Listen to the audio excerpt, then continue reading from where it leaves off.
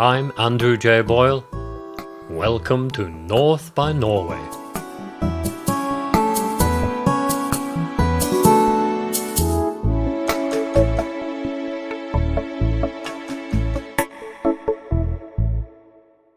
It's the pit of winter, and in fact there's a midwinter storm blowing, which might be audible now and again. These are the dark and sombre days between Christmas and Epiphany on the 6th of January that are only slightly illuminated by the fireworks of New Year. Throughout history, this period has been seen as insecure. If one believes in that invisible membrane between this world and the underworld, well, at no other time of the year is it so thin as at midwinter. The magical, immortal creatures of superstition can almost punch through and touch us, and the layer separating the living and the dead is a mere tissue of existence, and perhaps even that thin layer is an illusion. This is how people thought in pre-modern Norway, when there were many customs, rituals and traditions associated with midwinter. It was important to respect the underworld, and important to remember the dead. At no other time of the year was it more imperative to observe the rules of society, to acknowledge the conventions that were deemed necessary to keep society's wheels turning. For at no other time of the year could the consequences of misconduct be so disastrous for an individual, or a family, or a community. Well, have you? Have you observed the customs hallowed by time? If not, then beware. Tonight the hunt may ride.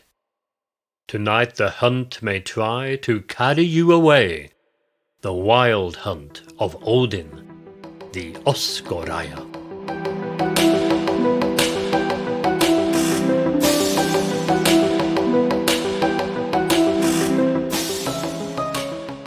Loud through the air of the night they thunder, horses and riders in teeming crowds, tearing the sky and horizon asunder, and under their hooves only scudding clouds. They cross over valley and mountain and field in a tumult of war cries and beating of shield.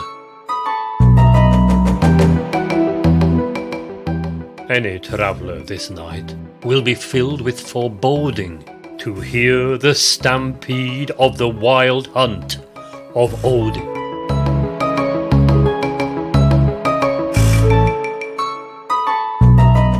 That mighty god, Thor, in a chariot of war, stands in the vanguard and raises his hammer, strikes his great shield maybe 3 times or more, throwing horrible light on the hunt and the clamour. Cow horns are blown in a fanfare abrupt, and uproars of bells and shouting erupt. Each terrified soul that has heard this alarm takes shelter at home, round the hearth of the farm. This poem about the wild midwinter hunt under the leadership of the Norse gods was written by the Norwegian poet Johann Sebastian Welhaven in 1844, a time when folk culture in rural Norway was being re-evaluated by the cultural elite. The fear of the Oskoreia is anchored in one of the old beliefs widespread in Norway appertaining to midwinter and how it should be navigated. And I'll come back to the wild hunt at the end of the podcast. But first, I want to look at 3 other midwinter traditions that, until quite recently, gripped the Norwegian imagination. Like so many other customs in so many other lands, they have rather been trodden into the midwinter snowdrifts by the juggernaut that is Christmas, as gift-wrapped for us all. by American commercial and popular culture. Growing up in the UK, as I did, I was familiar with a good many old winter and Christmas traditions that differed from those I heard about when I came to Norway, and in many instances, the customs that had survived strongest in Britain had their origins in the upper classes, in the mansions of the aristocracy, in the royal courts, and in the liturgical rituals performed in cathedrals and churches by an educated elite clergy. I'm thinking of the prolonged feasts, the singing of seasonal sacred music, and the merry customs around Twelfth Night, whether it be entertainments at court, or the wassailing tradition of the feudal lord deigning to humour his servants and peasants with some small gift of food and drink. In contrast to these, the ancient traditions I want to mention are typical of Norway's midwinter superstitions and customs in that they all have their origins in the daily workings of the farm or fishing community and in the daily lives of farm workers or fishermen. Why not in the upper classes, as in other countries? Well, since the 14th century, there has barely been anything one would recognise as a titled aristocracy in Norway. The Black Death broke the back of the old Norway of the Viking overlords. The population was decimated, the economy of Norway was ruined, the country had its best prospects in a union with Denmark. Fast forward to the end of the Napoleonic Wars. What for centuries had been a very diluted aristocracy was finally done away with entirely in 1814, when Norway's radical leaders, emboldened by the French and American revolutions, wrote the country's new constitution. So it is against the background of a flat class structure of farming and fishing communities that we can best understand the old midwinter traditions in Norway.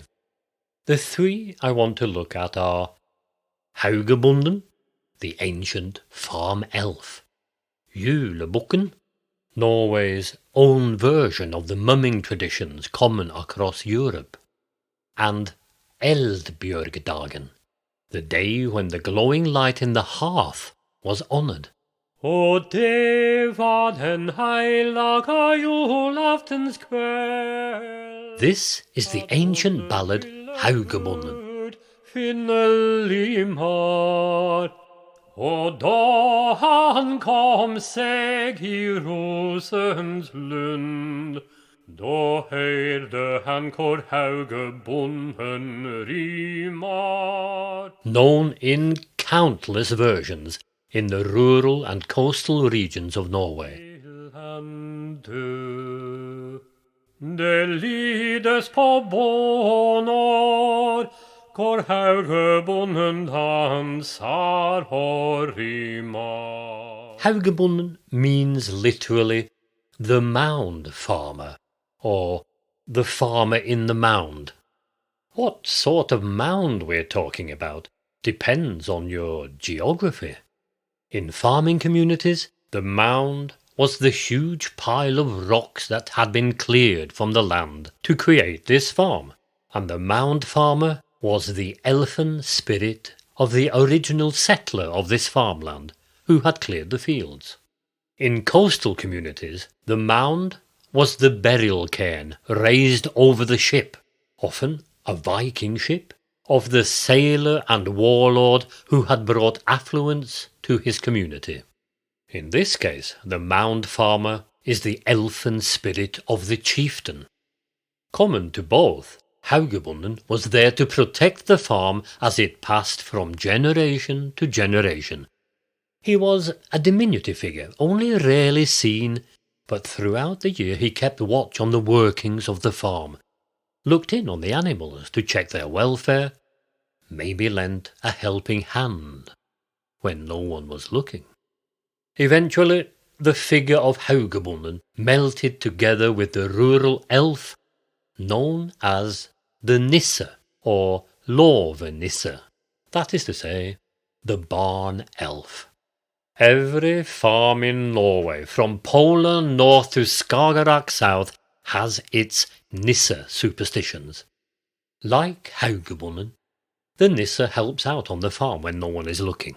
Or at least he helps if he feels wanted and respected. If not, he can be mischievous and unruly. He is, after all, a proud and ancient figure of the underworld. Every child in Norway knows the way to keep on the good side of the farm elf. You must ply him with food and drink at Christmas. Even today, yes, even in the best homes of both Christians and rationalists, a bowl of porridge and a glass of juice will be carried to an outhouse on Christmas Eve. You know, just in case. In his typical farming attire of centuries past, grey woolen jacket, knee-length breeches and floppy red hat, the magical farm Nisse has survived for centuries. But he's got a real fight on his hands now, against the Coca-Cola Santas and all the other ho-ho-hoing fat men with beards that flood our screens and shops in the Christmas season.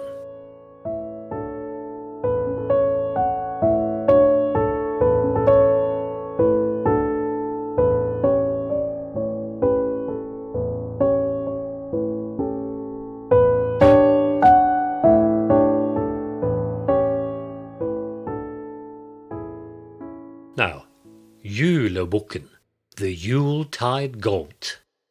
Like the respect shown to the Haugabonden at Midwinter, this too is a really fascinating ritual because of the historic depths from which it derives.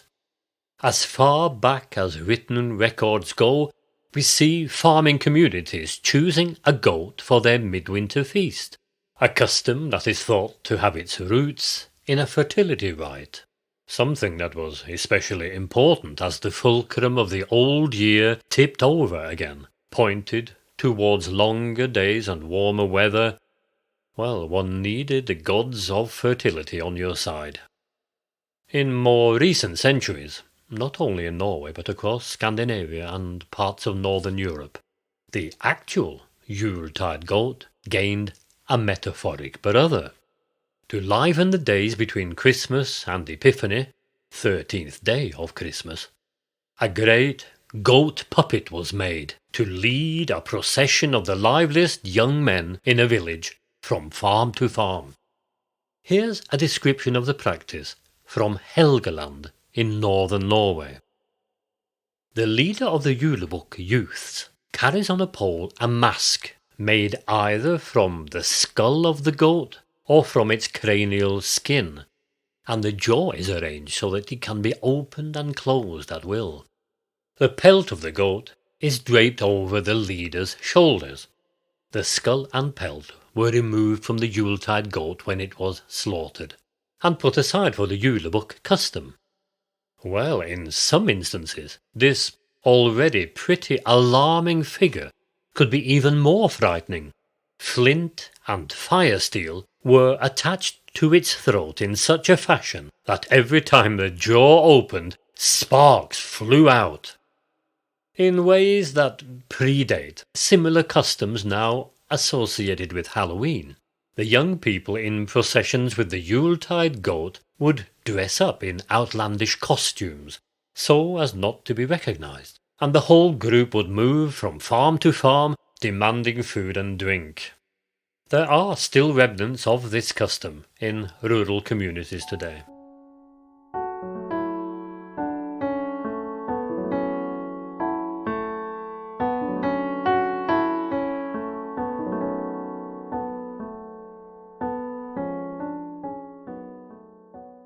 On the 14th day of Christmas, that is to say the 7th of January, it was the custom in many parts of the country, å kaste juli ut, to throw Christmas out. the day became known as Eldbjörgdagen, the day of the Eldbjör ritual. Eldbjör being a Norse word, probably meaning to save from fire. We can hear what this means in one historic description from the Telemark village of Seljord in 1786.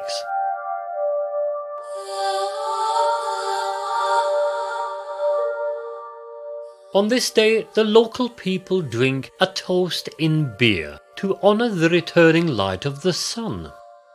The wife in the house enters the cottage with the bowl of beer, turns to the flame in her hearth, and drinks a toast to the fire. She then splashes some of the beer on the flames while chanting these words: "So high for you my fire, but let not your desire be to climb any higher." With this custom, it is believed that the household protects itself from a house fire in the new year. The bowl of beer is now passed around, but when it is nearly empty, the last person bends over and grabs the bowl with his or her teeth, then throws it backwards over their shoulder. If it lands bottom up, that person's life will end in this new year. Whew, a frightening and dramatic turn of events. And that can certainly be said of that most spectacular of all Norwegian superstitions, the wild midwinter hunt, Oskoreia.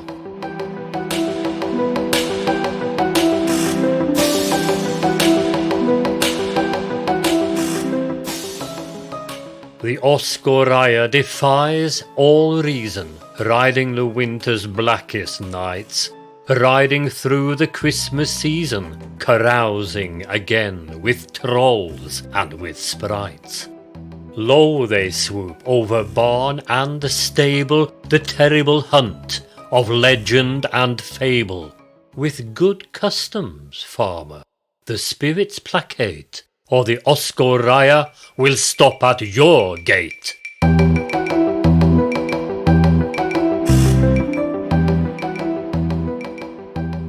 We heard at the start of the podcast that the wild hunt, galloping across land or across water or even clouds, was thought to terrorize farmers who had not followed the strictures of society. There seem to have been sightings of this unholy hunt across all parts of Norway and across many centuries. In the earliest narratives, the hunt is led by a woman called Guro Russerova. That means Guro Horsetail. And she is often accompanied by Sigurd Fovnesbane. Both of these figures well known from the ancient saga literature. Here are a couple of witnesses to the Oskoreia. First, a man from Natedal, who late one night made his way home from Hjartdal in the dark.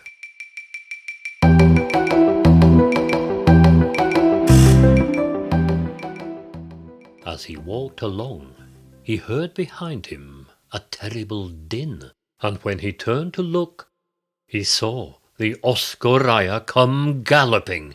There was a great noise of horse bells and weapons being fired off, as well as a great deal of shouting and quarrelling among the riders.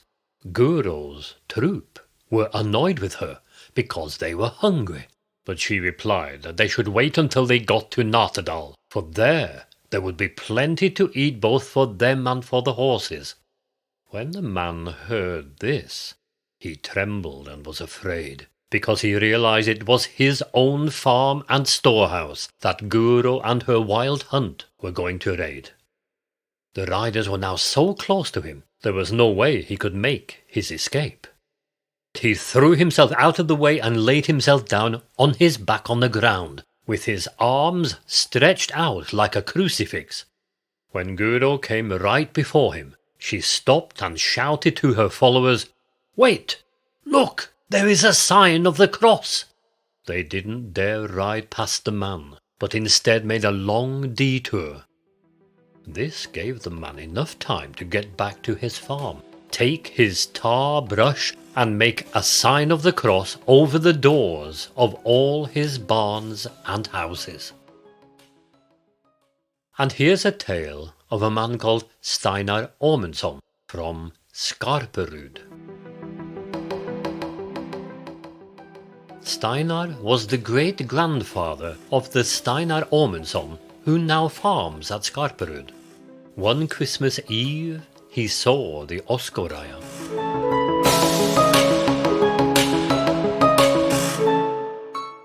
It seemed to him that the hunt appeared out of the mountain that lies to the east of his farm, and rode down to the field and stopped there.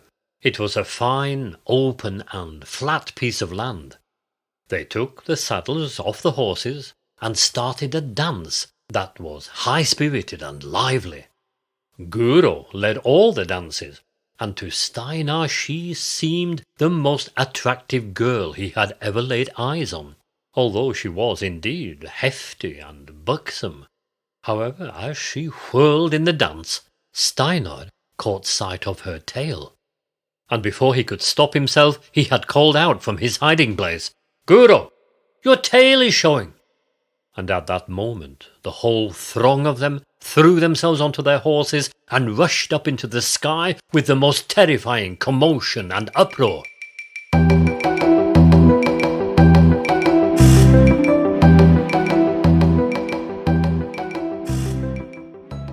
And to Steinar it seemed that they vanished into the mountain called the Black Canyon. At first, I thought this was startling, that there had been so many sightings of something that one would expect to be rather seldom.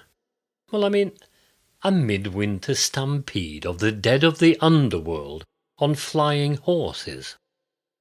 But while I was preparing this podcast, I listened to a BBC documentary about how many people in the UK and America think they have seen E.T., extraterrestrials in their UFOs.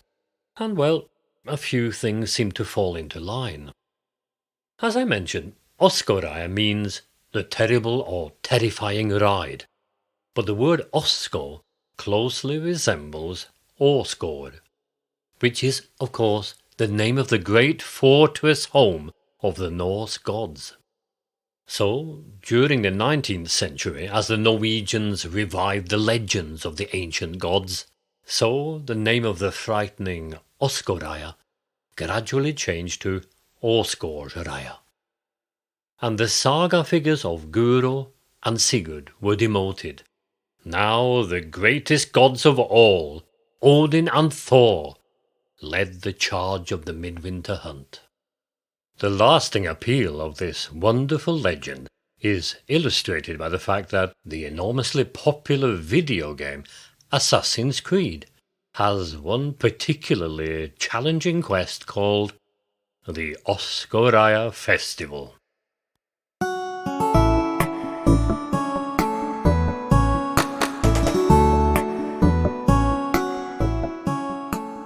Next time, La Norderie.